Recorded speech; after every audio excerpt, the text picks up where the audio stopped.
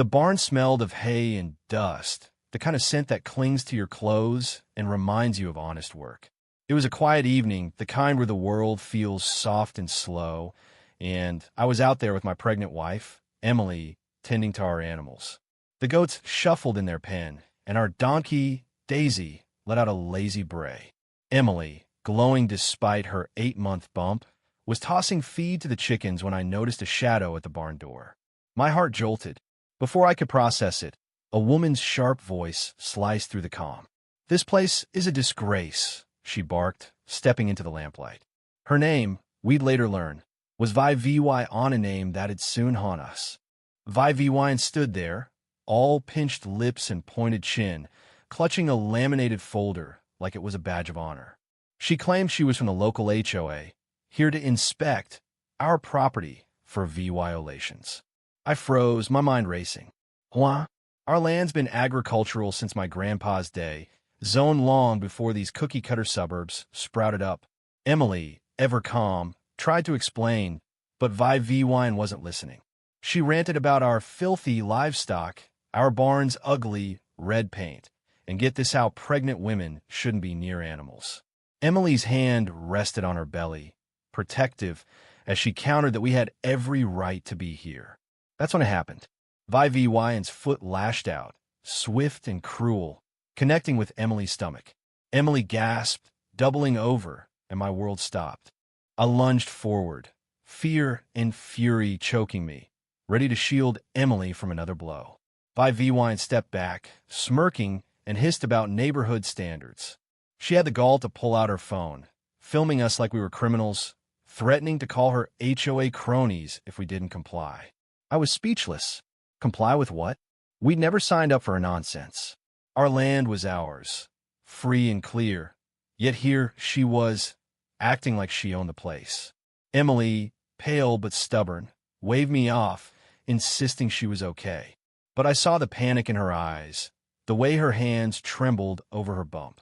The goats stirred, uneasy, and Daisy's whinny echoed from outside. Even the animals knew something was wrong. Then came Luna, our golden brown alpaca, trotting into the barn with her ears perked. She's gentle, curious, the kind of creature that'd nuzzle you for a carrot. But that night, Luna was different, alert, almost regal. Vi Vy, too busy spewing her venom, didn't notice at first. She jabbed a finger at Luna, calling her an exotic menace, and claiming our animals broke some HOA rule she'd conjured up. I told her, voice low and shaking, that she was trespassing and had just assaulted my wife. Vi Vy laughed, and waved her plastic-encased authority like it meant something. She said our land fell under her HOA's new map, a claim so absurd I could have choked. Emily, gripping the barn wall for support, tried to mention our zoning exemption, but Vi Vy cut her off, sneering that it didn't matter. I was torn. Call the sheriff and risk escalating things? Or confront her and chance more harm to Emily? My thumb hovered over my phone when Luna snorted softly, stepping closer. Her big eyes flicked between us, and Vi Vy sizing up the threat. Vi Vy's phone was still recording, capturing her twisted narrative. She snapped at Luna to stay back, or she'd file a health hazard report. Emily's hand found mine, squeezing tight, whispering that the baby was okay. But Vi Vy kept going, listing violations for barn color, our goats, even Emily's pregnancy, as if she needed super VY shown. I'd had enough. I told her I was calling the sheriff.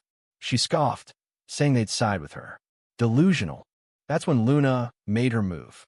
She glided forward, planting herself between Vi Vy and Emily. Vi Vy yelped, stumbling back, her smug mask cracking. Luna stood tall, unflinching like a silent guardian. Vi Vy recovered, shrieking that this was aggression, pointing her phone at Luna to spin her story. Dangerous livestock, she screamed, stepping forward. Luna didn't budge. When Vi Vy tried to shove her aside, Luna sidestepped with a loud huff, blocking her again. Emily gasped, worried Luna might get hurt, but I hesitated. Luna's stance was deliberate, protective, like she knew Emily needed her. VYN, red-faced, spat that we'd be sued for owning a VY-olent creature. I dialed the sheriff, my voice shaking as I explained the assault. They knew me from my volunteer days and promised a deputy ASAP. VYN's tirade didn't stop. She demanded permits, called our goats noisy, our barn an eyesore. Luna held her ground, and I swear VYN looked scared, eyeing Luna's sturdy frame like she might bolt. She kept filming, narrating lies. This pregnant woman attacked me. Then they unleashed this beast. Emily, hunched in pain, could barely stand, yet VYN painted her as the VY lane. The barn was thick with tension, the animals restless when gravel crunched outside. Relief hit me like a wave. Deputy Carter stepped in, calm but commanding, taking in Emily's condition and VYN's frantic filming. VYN pounced, claiming we'd attacked her, that Luna was a weapon. Carter raised a hand, asked Emily if she needed a medic, and turned to me for the truth. I laid it out.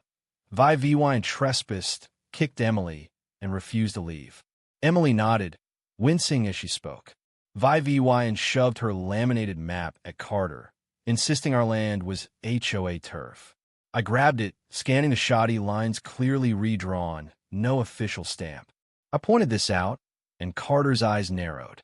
He asked VYN to step outside, separating us to get clarity. Emily said she'd see a doctor later, but for now, she was holding on. VYN screamed about bias, but Carter shut her down. Neighbors had gathered, drawn by the noise, and VYN's bravado faltered. She wasn't winning anyone over. I helped Emily to the farmhouse, Luna trailing us like a sentinel. Inside, Emily sank onto the couch, rubbing her belly, whispering that the baby felt okay, but her ribs ached. I fetched water, my hands shaking with rage. How could someone be so heartless? Carter knocked later, saying witnesses saw VYN storm in Yunin VY Ted. I handed him our binder deeds, zoning letters, all pro VYing our exemption. He nodded, impressed, and said Emily's injury could mean assault charges. My stomach twisted at the thought of a legal fight, but that kick replayed in my mind. We'd press charges, but first, Emily needed a doctor. Carter cited VYN and warned of further action. She shrieked about returning with the HOA board, then sped off, Leah VYing dust and threats. The next day, Emily's ultrasound showed our baby was fine, but her bruised ribs needed rest. I seethed, calling my lawyer friend, Mark, to plan our next steps. Neighbors offered statements, outraged by VYN's actions. Then, an HOA envelope arrived, stuffed with bogus VY Olationsman's height, barn color, unapproved animals. Emily called it a scare tactic, but her hand lingered on her belly, protective. Mark had VY said calm, saying VYN's HOA claims were shaky, likely illegal. That night, we checked the barn, Luna trotting over with her quiet grace. Emily thanked her, and I felt the tension ease, if only for a moment. Days later, I heard a commotion at the gate. VYN was back, with two suited men and a woman with a notepad, pointing at our property like she owned it. I marched out, phone recording, and told them they were on private land. VYN claimed they were HOA and county officials, but showed no proof. She demanded to see Emily, citing some fake pregnant resident clause. I shut her down, my voice steady despite my anger. Luna appeared, ears pricked, and VYN tensed, remembering their last clash. I demanded legitimate documents or a scheduled meeting with real officials. One suit tried to mediate, but VYN stormed off, vowing to ruin us. I logged it all, my resolve hardening. Weeks passed, VYN's harassment, relentless letters, rumors of health checks, pressure on officials. We filed complaints, and Mark found her HOA expansion was unofficial, her claims baseless. A hearing loomed, pitting her lies against our truth. Emily, now late in her pregnancy, insisted on coming, her strength humbling me. In the county office, VYN strutted in, folders in hand, painting herself as a VY Tim of our dangerous animals and defiance. She claimed we sicked Luna on her. My blood boiled, but Mark kept me steady. We showed our zoning records, neighbor statements, and the VY Deo left no room for doubt. VY's redrawn map was a sham, her actions assault. Emily, voice soft but firm, recounted the pain, her grace silencing the room. The official ruled in our favor. Our land was exempt, VY's actions criminal. She stormed out, fuming, as we exhaled, VY indicated but drained. Mark filed the assault charge, and in court, the EVY Denke crushed VY's defense. The judge slapped her with a fine, a restraining order, and a reprimand for her reckless disregard. She left, scowl intact, and soon, rumors swirled she was selling her house, fleeing the shame. That summer, Emily gave birth to our son, Noah, a joy that eclipsed the chaos. Luna sniffed him gently, her big eyes soft, and I knew she'd saved us that night. Life settled, new cameras, supportive neighbors, and a quiet ranch. One day, an unsigned note arrived, vaguely apologetic. We guessed it was VYN, but didn't care. We'd won. Now, Noah's laughter fills the yard as Luna watches, our guardian. The barn's peaceful again, a testament to our fight. VYN underestimated us, our community, and one brave alpaca. Her threats faded, but her lesson lingers. Stand firm, document everything, and trust in truth. I'll tell Noah one day, maybe show him the footage, so he knows how we held our ground and how Luna, with her quiet courage, stopped a bully cold. What do you think? Could you stand up to a VYN in your life? Should HOAs have power over private land? Or is this a case of entitlement gone wild? Would you trust an animal like Luna to protect you in crisis? Drop your thoughts below. Hit that like button if Fiona's your hero, and subscribe for more real-life drama. Let's keep this conversation going.